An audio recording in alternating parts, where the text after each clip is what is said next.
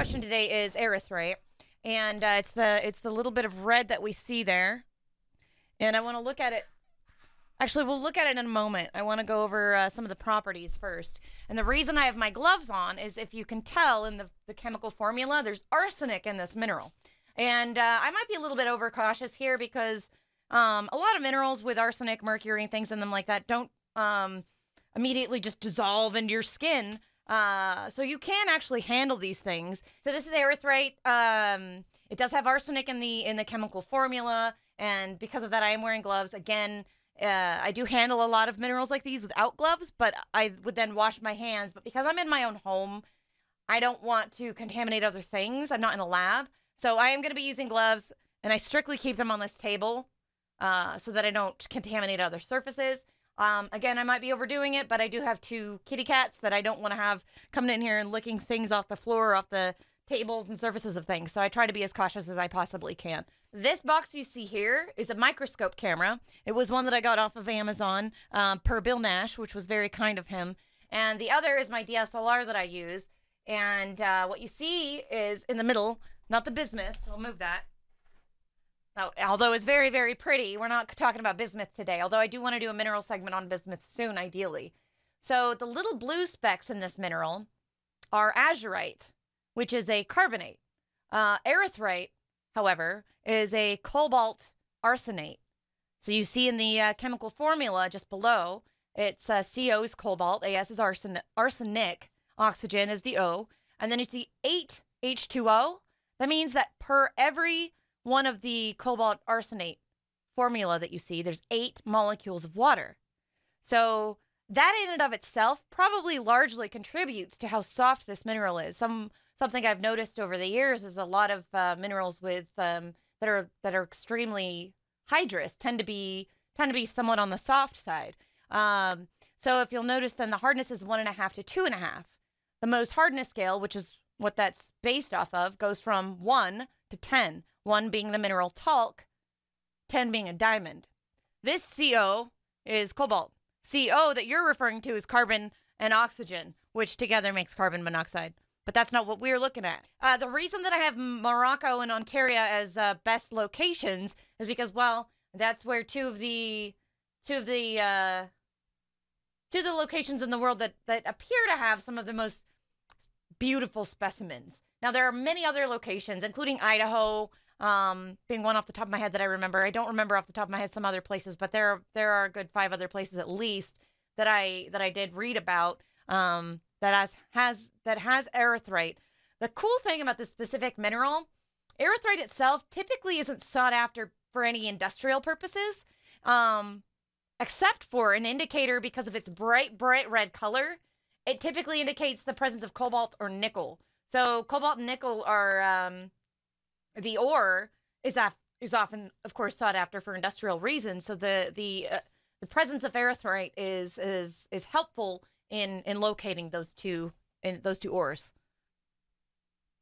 Cobalt is oftentimes blue, yes, but in this mineral, it produces a red color, and I think it might be because of the arsenic. Copper sulfate is, I believe, is blue. Azurite, which is also in that mineral, is a copper carbonate, which is blue. Copper oftentimes has a bluish or green color in minerals. Malachite is another example where you have a copper carbonate. I don't know off the top of my head others. I know a lot of the copper-bearing minerals tend to be bluish greens. Dioptase, I think, is a copper-bearing mineral now that I think about it.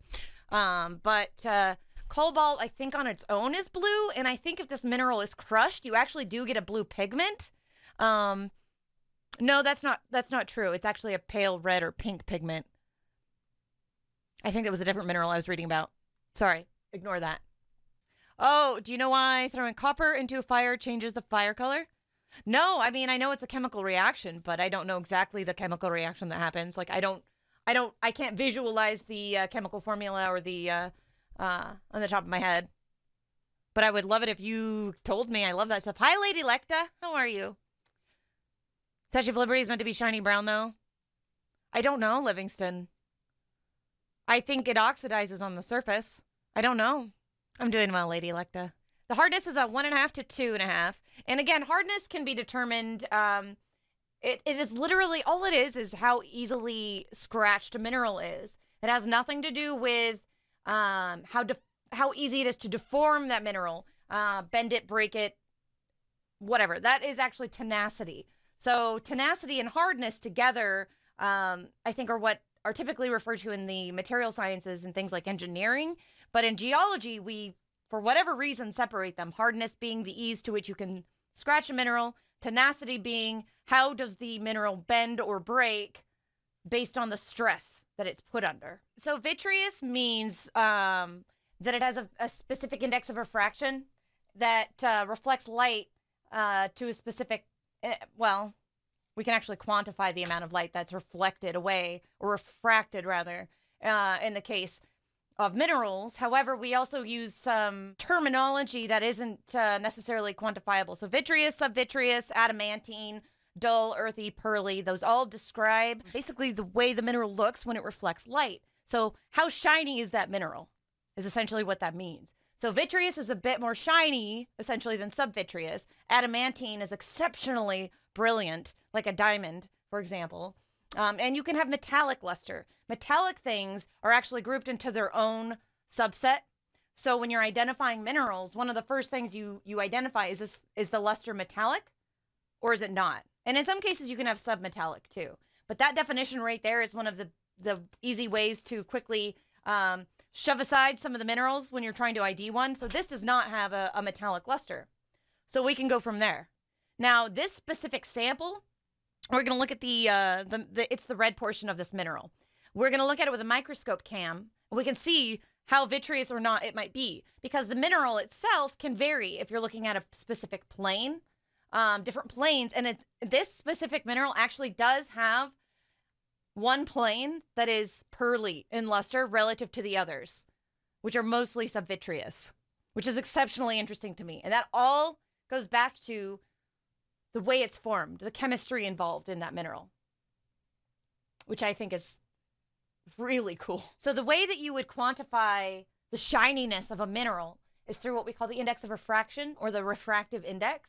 And you do that by dividing the the speed of light in a vacuum by the speed of light through whatever mineral you're looking at. And then you can get a bunch of numbers. Metallic would be, in this case, I think it's at 2. Or is adamantine at 2? I have it on one of my lectures somewhere. I could pull that up. It doesn't matter. It doesn't matter for now. I've gone over it, and it'll be on a YouTube video later. The reason I have gloves on is because this particular mineral has arsenic in it. And I want to show you some of the other toxic minerals. Since we're talking about one with the arsenic, I can show the others, which is fun for me. But if you guys have questions about refractive index or why a mineral is shiny, feel free to ask. The streak is another physical property you can use to ID minerals. And although I would normally try to demonstrate that, this mineral, it doesn't have very much to use for the streak. So what I would like to do is show you with a different mineral. I want to do Azurite. So I've got actually a couple samples of Azurite. This one it's a very deep blue, and you can see all those tiny little sparkles. That's because those are individual little crystals that have formed but haven't gotten very big. So it just makes it look really sparkly. And you can have dull Azurite. There's some dull looking parts of this mineral here, but I want to test the streak here, and I'm going to use a white streak plate. And what this does is this allows us to see the color of what it would look like if it were pulverized without actually pulverizing the mineral. You're only dragging it across and only basically smashing just a bit of it, right? And yes, there are minerals that are too hard to use with a streak plate, but there are still other ways you can identify them. That's so cool. But do you see now this bright blue dot here? That's because some of that mineral is actually powdered. That's the color of the streak. That's the color what this mineral would be is if it were powdered. It's actually much different than the color of the mineral itself. It's a bright, almost powder blue, like a baby blue. Whereas this is a very deep, deep blue. I'm not going to pulverize all of it. This is too nice a sample. I just wanted to show you an example of how streak can be used to identify a mineral. So let's look at this one. Right? It's kind of a nice powdery blue. It should make a blue streak, right?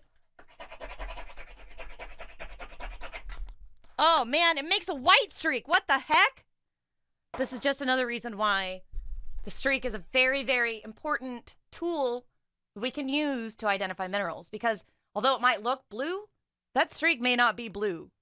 And most things that have a lot of covalently bonded things in them, for whatever reason, oftentimes have a white streak. Not always, but and I don't know to what percent that is true, but I did read it at some point somewhere, and it's always fascinated me. So I'd like to learn a little bit more behind the chemistry as to why. But this is the Azurite streak. You can clearly see it's blue.